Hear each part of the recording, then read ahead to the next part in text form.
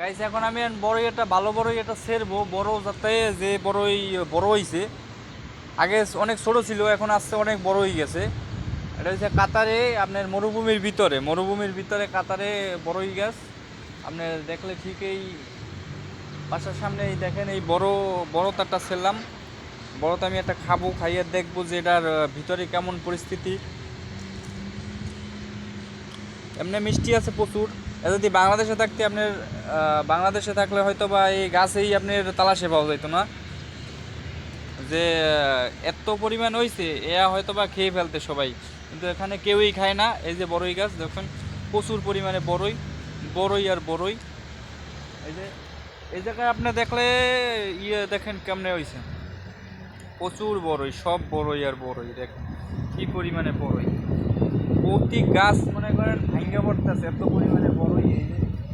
এই যে বড়ই দেখছেন কি পরিমাণে, এতে পুরো পাতা নেই, সব বড়ই এত পরিমাণে হইছে।